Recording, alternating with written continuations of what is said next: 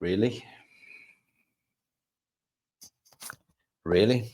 Is it here we go again? In what way? In what way, Mick? In what dimension are we saying here we go again? It's the shame and blame. We are back on track again. The gravy train is back again. The knives are getting sharpened again.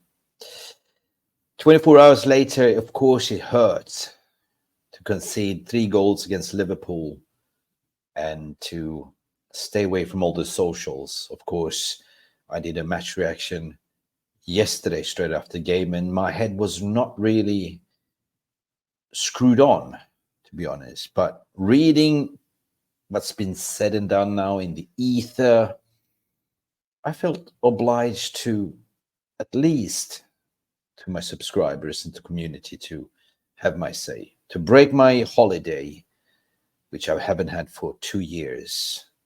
As you know, you've been following me, I having 1 week vacation in Bali. But it's been bothering me all day. So when you lose a game of football, it hurts. It's just fashion you lose that gets me. And reading the articles afterwards also affects me. Reading to say that Ten Hag wanted to sign Amrabat, but the club said no. Amrabat could have been a player that could help us massively yesterday. And seeing Casemiro's wife coming out and defending Casemiro, of course, she's a maid of honor. She will defend her husband. But every Tom, Dick, and Harry saw that he was not in the game. He was mentally gone, scared, right? So what are we going to do? Throw in a Collier, 20-year-old, unexperienced? And to see that we recruited the specialist number 6, Ugarte, just before the deadline day, is it Hag's fault? Ask yourself the question. Are we looking like a team that are ready at the moment? Question mark. Obviously not. Have we appointed new coaching staff, new set pieces, new set pieces managers, new medical staff, new boardroom, new everything, and we are not ready? Well, that is the proof in the pudding that we said will need to be eaten. But to come here on this channel, right here, right now, to raise my voice to say, sit down, Gary Souness, and all these media pundits, because you've been waiting for this to happen to get your dirty, dirty tongues out. And everyone has been jumping onto Ten Hag sacked. Even some fellow colleagues, fan channel, already screaming for his head. I knew that this was going to happen.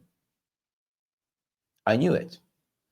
If we would have won Liverpool game yesterday, everyone was waxing lyricals about it. But just one little slip up. And that is not to blame on Ten Hag. This is a collective blame, in my humble fucking opinion. How can you start the game positive, 20, 30 minutes, and then you have the weakest link in there, which is Casemiro, where you see his wobbly head is gone, and he has 6, 8 missed passes, and out of those missed passes, 2 turn a turnaround goal, and we were pushing far up the pitch and didn't catch, right? When Mo Salah scored, look where the position where Dalot was. He was yards behind sprinting. And some people blaming goalkeeper Onana as well. Yeah. Listen, the final result, it is what it is. There's no excuses.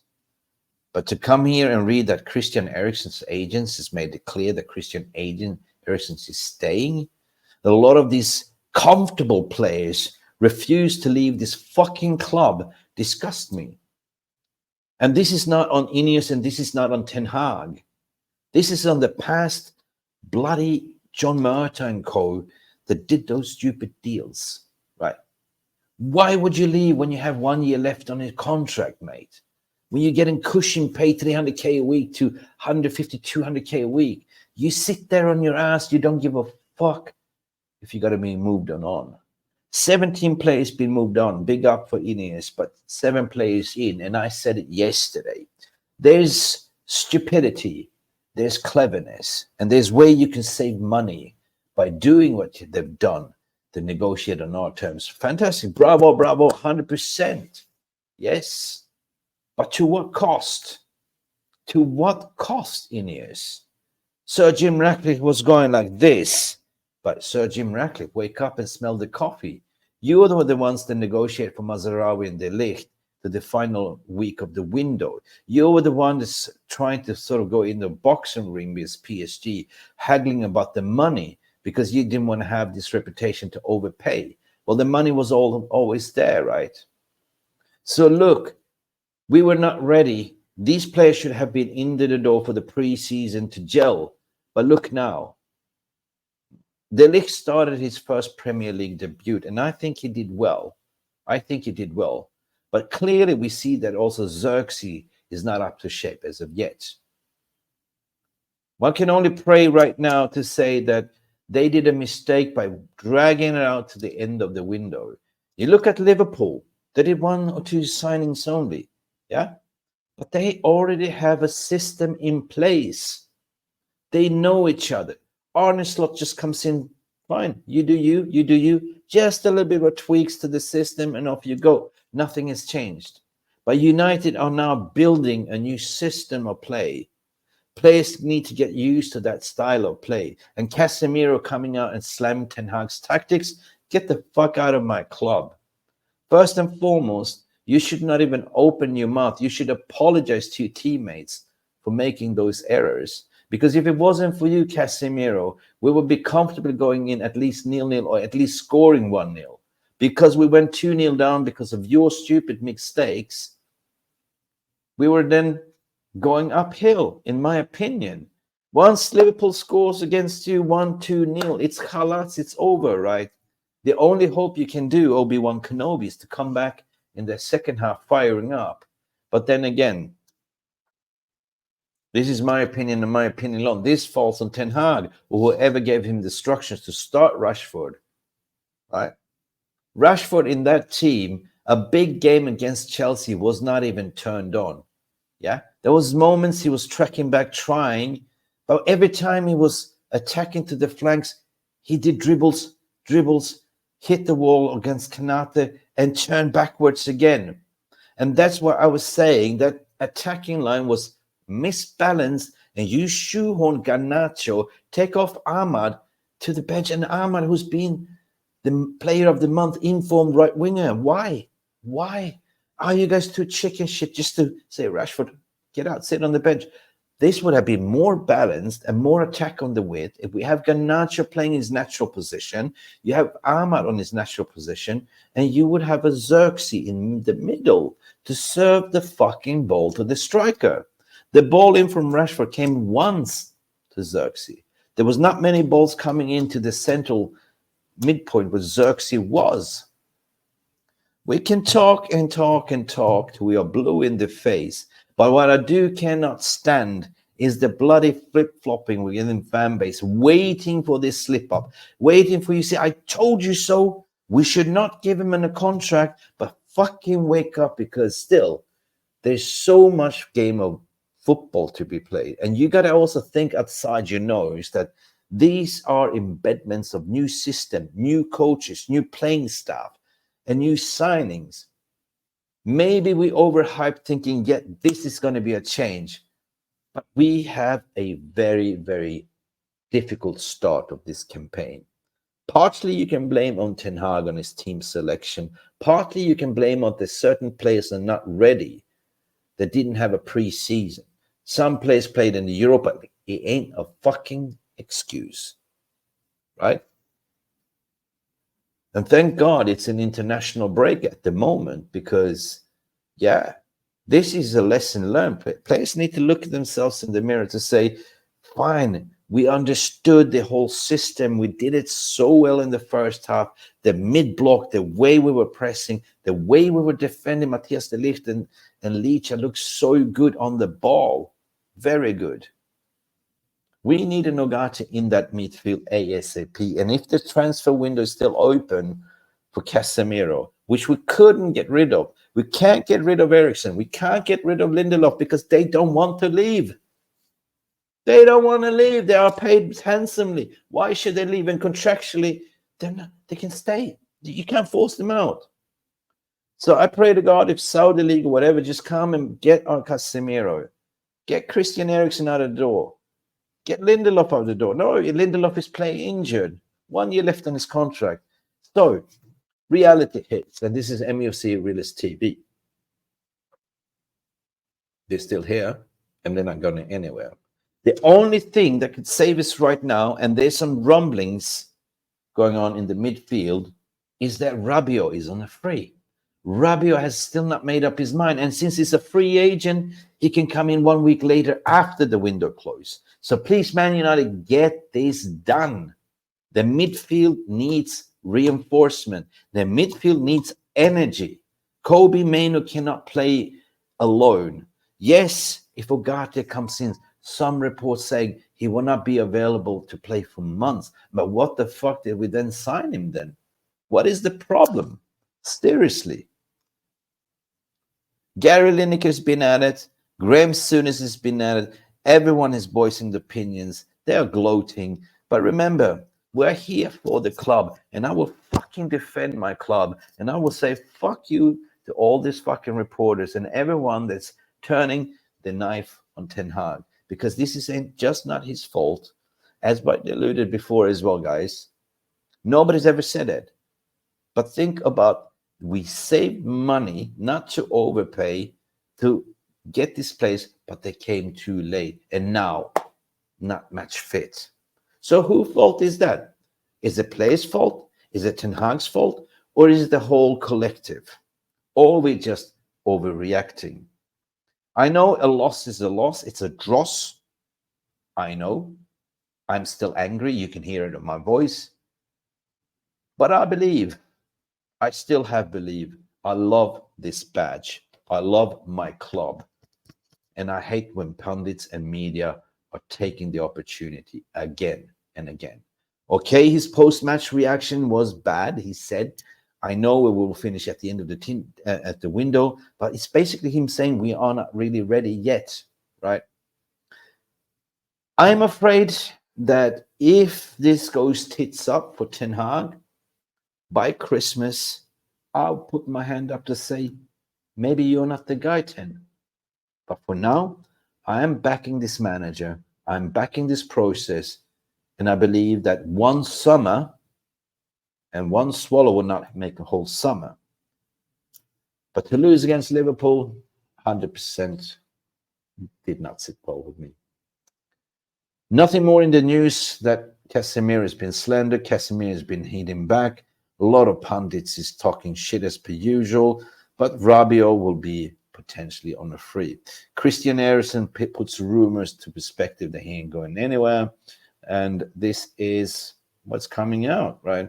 And it's so fucking typical. Like, you don't want to leave. You sit the cushion like, you're getting paid handsomely. Excuse me, I never swore so much on my channel, but I'm doing it now because I'm frustrated. A perfect window for me would have been that we get Deadwoods out. 100%. But now we get in reports that Christian Eriksen agent put the end of Manchester exit rumors. What is that all about? He's advised him to stay. Christian Eriksen's imminent future, Manchester United desperate interest from Ajax.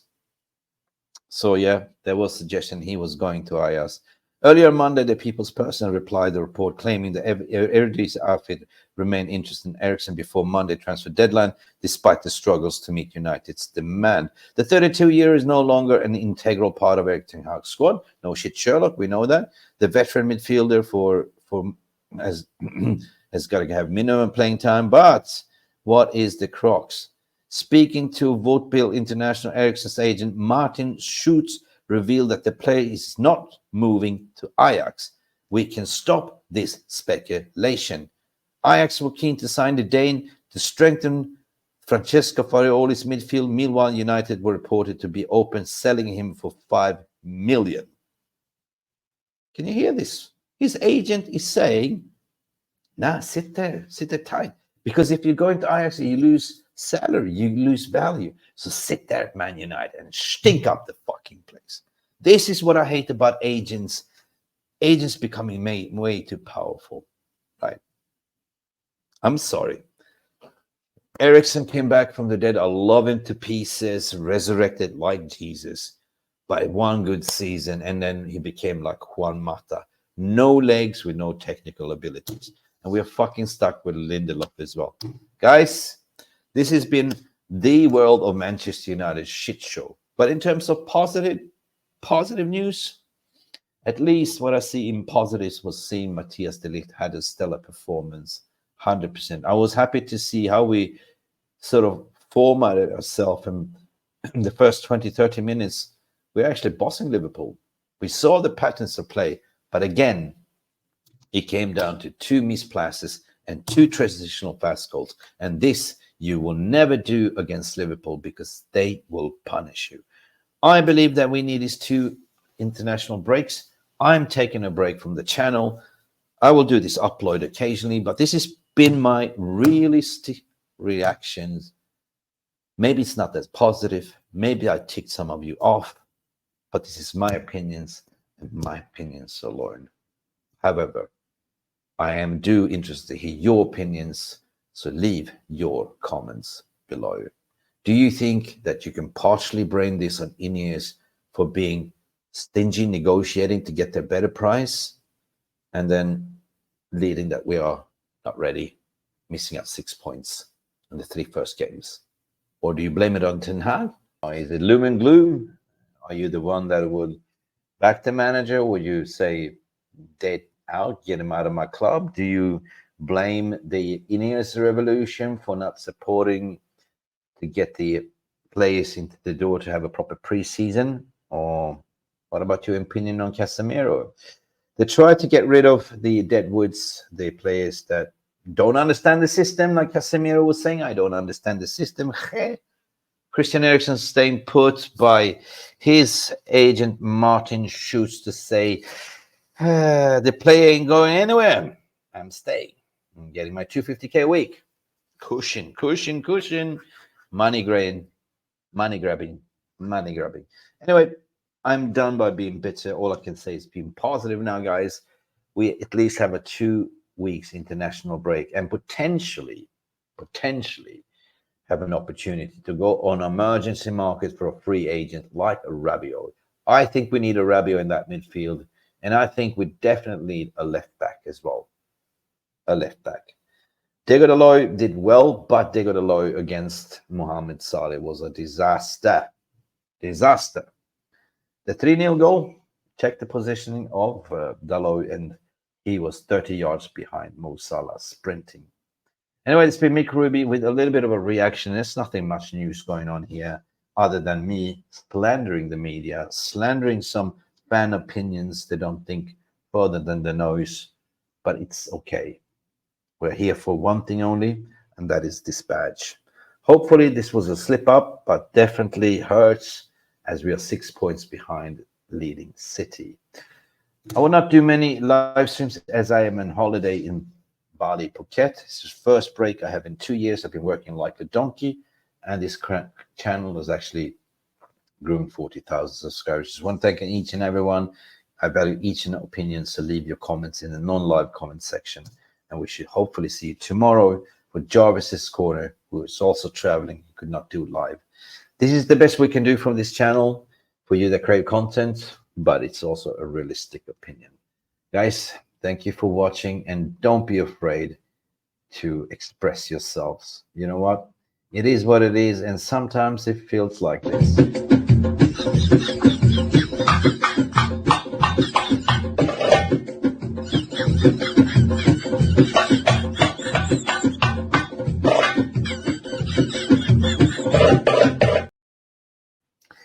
Yep, this is how I feel at the moment. That's my mini-me. But for some people saying, like Mikel Arteta, it's embarrassing. It's a disgrace. That's what it is, a disgrace. Yeah. So yesterday's performance was a disgrace. Anyway, please don't forget to like and subscribe. Please do us a favor, smash that like button. We will be back with something fresh. But for right now, we are still licking our wounds.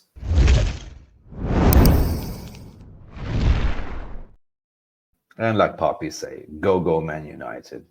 Peace.